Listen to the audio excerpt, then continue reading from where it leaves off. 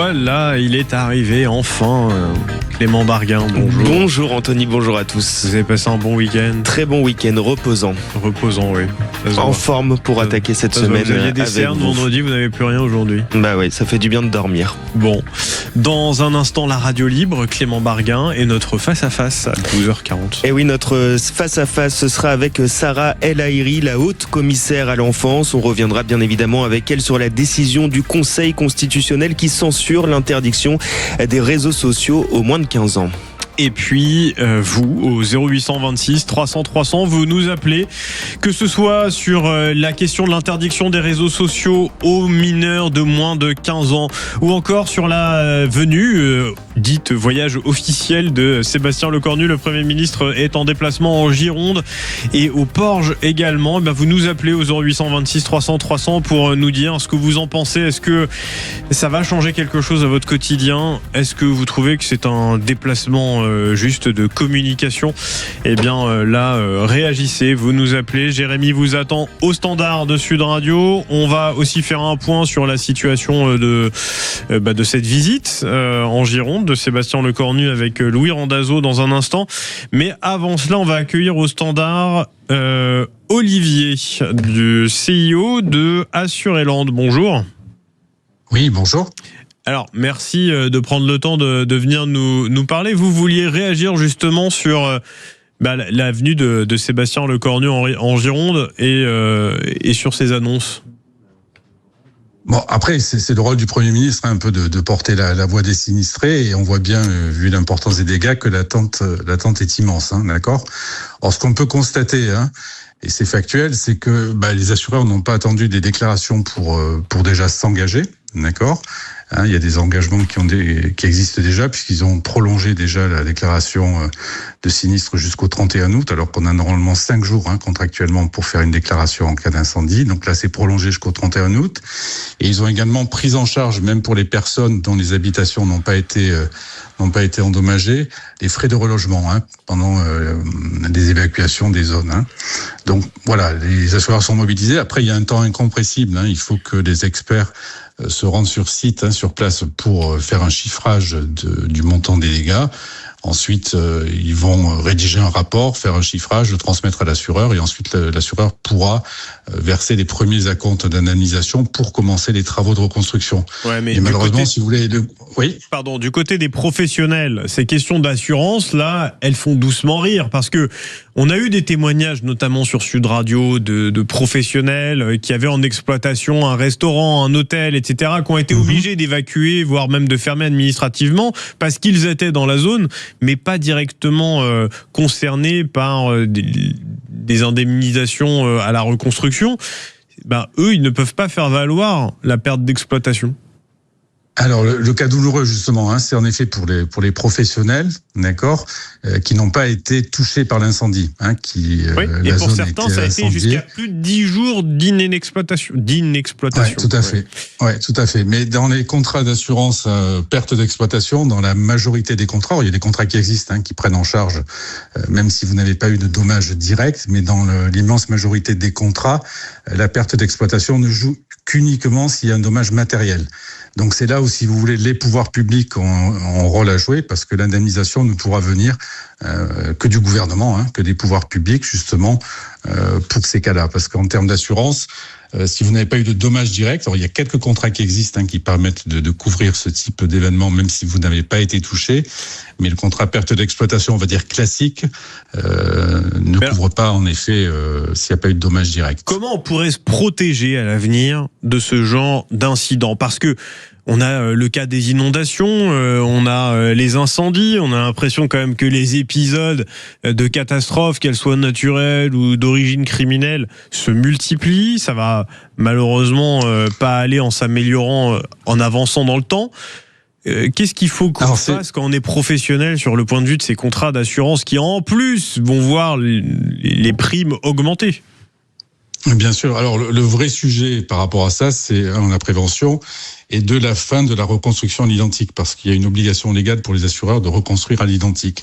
Alors, il y a un projet de loi qui est en lecture au Sénat, justement, pour supprimer cette obligation de reconstruction à l'identique. Donc, c'est en cours d'examen au Sénat. Ça veut dire que si ma maison est détruite dans un incendie ou ravagée par des inondations ou une autre catastrophe, l'assureur est censé m'indemniser à la hauteur de ce que coûterait la reconstruction à l'identique sur la base de plan, ma maison. Tout à fait. Et pas à sa valeur de revente potentielle.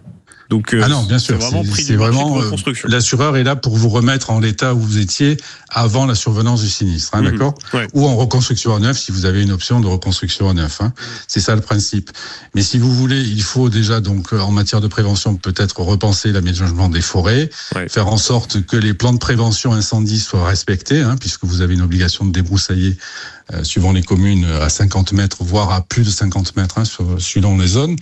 Donc c'est vraiment la prévention, si vous voulez, qui va limiter les dégâts, clairement, hein, puisque si le feu ne peut pas atteindre parce qu'il n'y a pas de végétation autour de votre maison sera protégée en cas d'incendie d'une parcelle de forêt limitrophe, d'accord. Donc ça c'est un premier point. Et contre les inondations, peut-être repenser aussi la reconstruction et ne pas reconstruire à l'identique, justement pour construire avec des matériaux plus résilients, hein, mettre en place les matériaux qui existent pour justement éviter. On ne pourra pas éviter une inondation. En revanche, on pourra en limiter les dégâts, le montant des dégâts, donc limiter, si vous voulez, la hausse que l'on subit année après année, hein, puisqu'il y a une sinistralité malheureusement qui augmente chaque année, avec le coût des matériaux aussi qui flambe, hein, avec la crise énergétique et géopolitique que l'on connaît. Donc c'est vraiment ça le sujet de fond sur le moyen et le long terme. Olivier Moustakakis, Sébastien Lecornu est sur place, il devrait s'exprimer à 13h pour faire quelques annonces. Vous concrètement en tant qu'assureur, qu'est-ce que vous attendez du Premier ministre aujourd'hui ? Alors, ça, il faudrait interroger les assureurs. Je pense que les assureurs n'attendent rien de particulier. Les assureurs font leur métier. Leur métier, c'est d'assurer et d'indemniser lors de la survenance d'un sinistre. Donc voilà, donc ils sont mobilisés, ils ont ouvert des guichets, hein, pour leurs sinistrés. Ils ont aussi diligenté des expertises et des experts sur le terrain pour pouvoir accélérer, si vous voulez, les évaluations. Et ils vont faire leur métier. Donc le sujet, est-ce que les assureurs vont payer ? C'est leur métier, ils vont payer. Donc c'est pas la question, si vous voulez. Le vrai sujet, quand une maison est entièrement détruite, ça va être ensuite le processus de reconstruction, qui là peut prendre du temps, parce que est-ce que les entreprises et les matériaux seront disponibles ou pas ? Hein, ça c'est un vrai sujet. Donc ça peut prendre en effet entre 18 mois et 2 ans pour que la reconstruction soit effective, mais en attendant il y aura une prise en charge selon votre contrat des frais de relogement, hein, parce que vous ne pourrez pas bien évidemment pendant les travaux de reconstruction loger dans votre habitation. Et tout ça est gérable malgré le nombre d'habitations qui ont été détruites ou partiellement détruites ? Oui, il n'y a aucun sujet là-dessus. Les assureurs sont solvables, c'est leur métier. Hein. Ils sont contrôlés en plus gérable, je disais au niveau même du relogement de toutes ces personnes, des travaux comme vous dites avec toutes les complexités qu'il y a aujourd'hui. Est-ce que tout ça est vraiment réalisable ou est-ce qu'il y a quand même des inquiétudes à avoir ? Alors tout ceci est réalisable. Après, tout va dépendre sur les délais du temps d'intervention des entreprises. Est-ce qu'elles sont disponibles ou pas ? Est-ce que tous les matériaux sont disponibles ou pas ? Et ça, malheureusement, ce n'est pas quelque chose que les assureurs maîtrisent. Hein. Olivier, je profite de la disponibilité des entreprises. De votre expertise pour savoir, est-ce qu'on a un regard et puis maintenant assez de recul pour savoir combien de sinistrés exactement cela concernerait ? Non, à ce stade, c'est trop tôt, hein, parce qu'il n'y a pas un de chiffrage pour l'instant du montant. On sait qu'il y a plusieurs centaines de maisons qui ont été oui, c'est plutôt le nombre de victimes plus que du montant du préjudice. Alors, il y a déjà eu des victimes, hein, des pompiers qui sont décédés malheureusement. Non, je parlais des évidemment. Une énorme pensée aux victimes qui sont tombées avec ces incendies. Non, je parlais vraiment des victimes qui ont connu leur habitation dévastée et sinistrée. Oui. Alors, par chance, le sinistre incendie, c'est le plus rare en habitation, hein, heureusement, d'accord. Et même grâce sa fréquence aux efforts de nos pompiers. Grâce aux efforts des pompiers, aux efforts aussi peut-être de prévention. Hein, c'est les plans de prévention incendie qu'ont mis en place les communes aident aussi en ce sens, hein, pour limiter des zones exposées à ce type malheureusement de feu. Voilà. Donc après, les assureurs maîtrisent le sujet, c'est leur métier. Donc voilà, il faut les laisser travailler en toute sérénité et ils font le nécessaire, si vous voulez, pour venir en aide aux personnes malheureusement qui ont été touchées par ces incendies. Olivier, restez avec nous si vous le voulez bien. On va faire un point avec Louis Randazzo justement sur la visite du Premier ministre en Gironde. Oui, Anthony, il était au Porge, une des communes les plus touchées par l'incendie, où il a été copieusement sifflé. Les habitants lui reprochent notamment d'avoir abandonné la commune. Sébastien Lecornu s'est défendu de ces accusations lors d'un point presse à Mérignac il y a une trentaine de minutes. Il dénonce des dérives un peu complotistes face au méga-feu, tout en apportant de la transparence sur la façon dont se sont déroulés les événements. C'est pas des choix qui ont été décidés depuis Paris. Pour être honnête, la plupart des choix des premières heures n'ont pas été décidés non plus depuis Bordeaux. On est véritablement dans une approche tactique qui est très très déconcentrée de la prise de décision. Et il y a de la colère, il y a de l'émotion, ça c'est bien naturel, hein. Les gens ont tout perdu. Mais je veux quand même qu'on remette un tout petit peu de vérité, de rationalité dans ce qui s'est passé. Ça permettra à tout le monde de se faire une opinion, mais qui repose sur des faits objectivés. Actuellement, le Premier ministre poursuit son déplacement par une table ronde avec les élus locaux et les acteurs de la reconstruction à Mérignac. Des annonces concrètes sont attendues dans moins d'1 heure à 13h lors d'un point presse. Selon Matignon, la reconstruction sera accélérée sans transiger sur la prévention et l'adaptation aux risques futurs. La priorité sera donnée aux sinistrés dont vous faites partie, Alain Blanc. Bonjour, vous êtes en direct avec nous sur Sud Radio. Vous êtes un habitant du Porge, vous avez été sinistré donc, et aussi vous êtes président de l'association DFCI du Porge. Qu'est-ce que vous retenez, vous, ce matin de la visite du Premier ministre ? Oui, tout d'abord, bonjour. Bonjour. Et ce que je retiens, il nous a feinté. Alors, hier après-midi, c'était dimanche, il est venu en sourdine, il est venu discrètement. Personne sans caméra. Personne. Et puis, aujourd'hui, il nous a feinté parce qu'on l'attendait devant la mairie. Après, on nous a fait déménager dans la route de Bordeaux qu'il allait arriver. Et finalement, il est arrivé depuis le bassin. Il a pris des petites routes pour aller à la caserne des pompiers. Et puis, au bout d'un moment, depuis la caserne des pompiers, il a pris, non pas la route de Bordeaux, mais il a pris la route qui va à Somos, la petite commune qui a démarré le feu. Et il est passé par le Temple et via Mérignac. Voilà. Et là, on n'a pas accepté. Parce qu'on aurait voulu qu'ils s'expriment devant nous, qu'ils disent quelque chose. Mais on n'a rien su. Alain, vous bougez pas. On revient juste dans un instant. Vous nous appelez au 0826 300 300 si vous aussi, ce déplacement vous indigne ou vous pensez qu'il ne sert à rien, si ce n'est que de la com politique. 0826 300 300. Vous venez partager avec nous ce que vous en pensez. Vous pouvez aussi réagir sur les autres sujets qu'on a abordés depuis ce matin. Ce djihadiste qui était parti en Syrie, qui est revenu en France, qui a été incarcéré, qui a purgé sa peine et qui aujourd'hui se trouve en centre de rétention administrative, qui a demandé la déchéance de sa nationalité. C'était en témoignage fort sur Sud Radio ce matin. Et qui visiblement est bloqué parce que la France ne le laisserait pas repartir, alors même que le climat avec l'Algérie est plus que tendu. Voilà, si ça vous, là aussi, ça vous questionne, vous voulez réagir, vous nous appelez au 0826 300 300. On parle aussi de l'interdiction des réseaux sociaux pour les mineurs de moins de 15 ans avec cette loi qui a été retoquée par le Conseil constitutionnel. Gabriel Attal qui demande un référendum. Pensez-vous que ce soit bien utile ? Appelez-nous au 0826 300 300. Là aussi, on vous attend. Ou si vous-même vous voulez réagir sur ce que l'on vous a dévoilé en exclusivité sur Sud Radio. Cette dame, lors d'un live TikTok, qui a dit: si vous avez des problèmes de santé, si vous êtes en situation de handicap, vous n'avez pas votre place sur Terre. À tout de suite. Sud Radio, les débats de l'été, 10h-13h, Anthony Martin-Smith. Et oui, on est ensemble jusqu'à 13h. Bon appétit si vous êtes à table. Bonne route si vous êtes au volant et à l'écoute de Sud Radio. Merci de votre fidélité.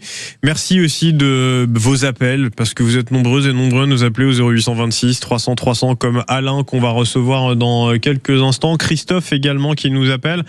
Mais avant, Clément Varguin qui est avec moi sur le 12h-13h, ça me fait très plaisir. On va avoir notre rendez-vous face à face dans quelques dizaines de minutes. Et oui, à 12h40, on va revenir sur cette décision du Conseil constitutionnel qui censure l'interdiction des réseaux sociaux aux moins de 15 ans. Décision qui fait beaucoup réagir. On va en parler avec Sarah El Haïry. Elle est haute commissaire à l'enfance et elle réserve sa réaction à Sud Radio. Oui, et qu'on interrogera notamment sur cette loi retoquée par le Conseil constitutionnel sur l'interdiction des réseaux sociaux pour les mineurs de moins de 15 ans. On en discute tout à l'heure, mais avant ça, on va du côté des réseaux sociaux de Sud Radio sur lesquels vous pouvez nous écrire avec Elvin de Fazio. Oui, alors ça fait réagir, notamment la question des assurances. Marie Soisac qui nous écrit ce qu'on attend du Premier ministre, ce sont d'abord des mots de soutien et de compassion. Pour la question de la réunion, elle n'aboutira à rien, je n'y crois pas. Il y a aussi des réactions de Marie Lieven qui crie pourquoi c'est toujours aux victimes de justifier leurs préjudices. On paye tous les mois nos assurances, elles savent donc ce que l'on assure, non. Et puis il y a la question des photos, des preuves.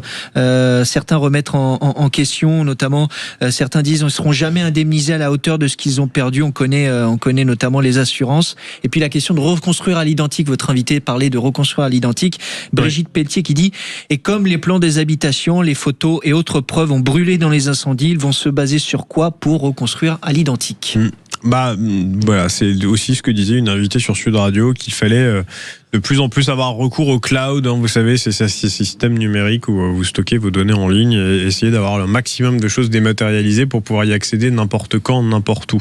Merci Elvine de Fazio, vous revenez aussitôt, vous avez des réactions sur les réseaux sociaux, vous continuez à nous écrire sur Facebook, le compte X, Instagram, TikTok et surtout sur le live YouTube de Sud Radio en commentaire. Elvine prend bien le soin de vous lire. Tout à l'heure, donc, Sarah El Haïry, la haute commissaire à l'enfance. Pour le face-à-face, donc, sur notamment cette question d'interdiction des réseaux sociaux pour les mineurs de moins de 15 ans. Mais avant ça, Alain, qui est au 0826 300 300. Vous êtes toujours là, Alain? Oui. Merci d'avoir patienté. Alain, du coup, vous... Comme les commentaires sur les réseaux sociaux, j'ai l'impression que vous n'en attendez rien, voire même vous êtes déçu et en colère parce que vous nous le disiez, le Premier ministre aurait emprunté des petites routes depuis le bassin d'Arcachon, mais ne serait pas venu par là où on vous a dit qu'il se passerait, voire même où on vous a orienté. Et non, on attendait à la mairie, après on s'est déplacé, on pensait le voir arriver depuis la route de Bordeaux, et puis, manque de chance, il est arrivé par l'autre côté, par derrière, par des petites routes. Voilà. Vous-même, vous êtes habitant du Porge? Je suis né au Porge. Ouais. Et vous attendiez quoi de cette rencontre avec le Premier ministre, Sébastien Lecornu? Moi, je pensais qu'il nous ferait un discours, d'abord pour les sinistrés, pour les maisons, pour les sinistrés. Après, je pensais qu'il parlerait de la forêt, parce que la forêt coupait tous ces arbres. Parce que les arbres, quand ils vont plus y être, on va se noyer, parce qu'ils vont plus pomper, ils ne vont plus pomper l'eau. Après, il y a quelques années de ça, on nous a obligés à faire un dossier là pour la forêt. Et là maintenant, le dossier, le plan de gestion, c'est un plan de gestion qu'on a fait là pour gérer tout ça. Mais le plan de gestion, il n'existe plus. Alors on a payé pour rien. Et il faudra recommencer plus tard encore. Mais il ne sera pas encore gratuit celui-là. Voilà. C'est quoi ce plan de gestion pour les forêts? Expliquez-nous. C'est un plan de gestion pour gérer la forêt. Quand les paies arrivent à tel âge, il faut les éclaircir. Telle année, il faut débroussailler. D'accord, c'est comme un plan de prévention incendie finalement. Voilà, tout à fait. Tout à fait. Et, voilà. Vous-même, vous êtes sinistré de ces incendies, Alain? Ah oui, j'ai perdu pas loin de 100 hectares. Ah oui. Eh oui. Je suis vraiment désolé. J'aurais bien voulu que le Premier ministre nous en parle un petit peu parce que pour eux, replanter la forêt, bien sûr, c'est bien bon, on va couper les pins. C'est pas tout, couper les pins. Mais après, il faut arracher les souches. Il faut dessoucher avant de labourer et de planter. Il y a du travail considérable et surtout un coût. Voilà, c'est ça. Oui, ça coûte, oui. Alain, si le Premier ministre, là, vous écoutez, vous voudriez lui dire quoi? Je voudrais lui dire qu'est-ce qu'il fait comme effort pour les habitations et pour la forêt? Qu'est-ce qu'il fait? Parce que quand il est venu là, il a dû voir quand même qu'il y avait du dégât quand même. Je pense que et puis ça recommencera encore tant qu'on ne nous écoute pas sur le terrain. C'est sûr. Alain, vous dites quoi aujourd'hui, que vous n'avez pas d'interlocuteur en face de vous? Non, j'ai personne là. Non, je suis tout seul là, j'ai personne. Voilà. C'est un sentiment de quoi? D'être abandonné par les pouvoirs publics, par nos représentants? Oui, là, en ce moment, oui, parce que de la façon qu'il a fait là, il est parti sans rien nous dire, se cacher. Même se cacher, c'est caché là. Vous trouvez que Sébastien Lecornu s'est caché et que c'était pas juste l'organisation qui faisait qu'il ne pouvait pas venir jusqu'à vous? Je sais pas, j'ai pas compris. Je sais pas pourquoi. On ne l'a pas vu, on ne l'a pas entendu. On s'est posé beaucoup de questions. On ne sait pas. Et ça vous fait mal aujourd'hui? Ça fait très mal. Oui, ça fait mal parce que on pensait qu'il allait nous annoncer quelque chose, faire un discours. Mais il y avait pas mal de monde qui attendait. On attendait tous. Eh bien non. Vous auriez espéré quoi de ce discours de la part du Premier ministre, Alain, ce matin? Qui nous disent, qui nous promettent quelques aides, quelque chose, autant pour ceux qui sont sinistrés des maisons, surtout. Et puis ceux qui sont sinistrés pour leurs travaux. Ils n'ont plus d'atelier, tout ça. Et puis la forêt. Voilà, moi je m'attendais à ce qu'il fasse un discours et puis voilà. Et on n'a rien eu. Ouais, Alain, des annonces doivent, je précise quand même, le Sébastien Lecornu, des annonces doivent être faites à 13h. Là, peut-être que vous obtiendrez quelques réponses à vos nombreuses questions.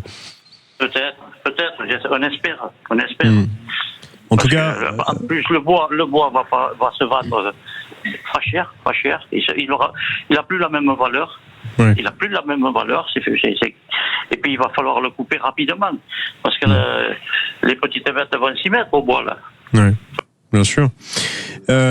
Merci beaucoup, Alain. Je vous souhaite énormément de courage dans ce moment très très difficile que vous traversez. J'ose même pas imaginer ce à quoi vous devez faire face. En tout cas, vous savez que l'antenne de Sud Radio vous est toujours ouverte. Merci de nous avoir appelés au 0826 300 300. Vous le faites quand vous voulez, vraiment. Ce soir, dans Les Vraies Voix, avec Frédéric Brindel, nous reviendrons, j'imagine, sur les annonces de Sébastien Lecornu de ce midi à 13h. Donc, vous restez bien à l'écoute de Sud Radio. Merci Alain, je vous embrasse. On va accueillir Christophe. Bonjour Christophe. Oui, bonjour. Bonjour. Alors, bonjour à vous. Bonjour Christophe. Racontez-nous, vous, ce qui vous agace dans cette visite.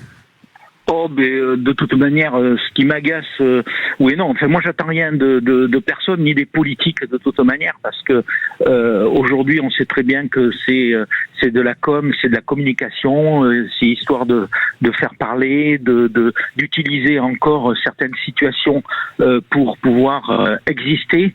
Mais comme disait le monsieur, moi aujourd'hui, il y a du désarroi chez beaucoup de personnes aujourd'hui parce qu'il y a une économie qui est en berne sur la région, il y a de la détresse.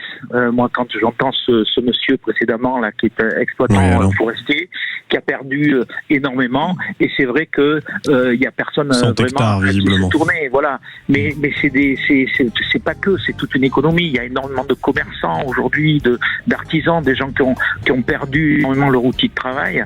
Et donc voilà, encore une fois, après les discours, moi, quand j'entends qu'on attend de discours, moi j'attends aucun discours, parce que ce qui est important, c'est pas les discours, parce qu'ils savent en donner, ça ils savent en faire, et ils en font depuis pas mal de temps. Mais par contre, c'est des actes. Maintenant, il faut des actes concrets. Christophe, vous bougez pas? Vous restez avec nous. On doit juste faire un point sur ce qui arrive dans un instant, et on revient avec vous.